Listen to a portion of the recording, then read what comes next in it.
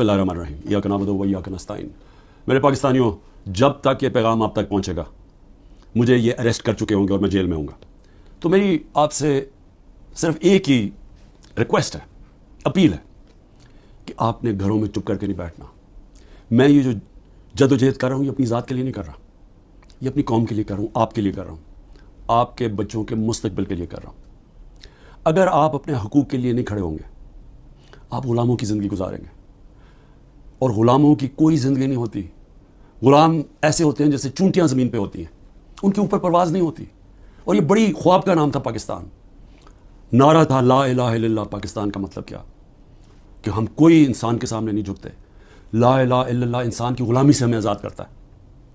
और हमारे नबी सल्लल्लाहु अलैहि वसल्लम ने अपनी मदीना की रियासत में सबसे पहले इंसानों को आज़ाद किया था अदल और इंसाफ देके। ये है जंग इंसाफ की, आपके हकूक़ की, आपकी आज़ादी की।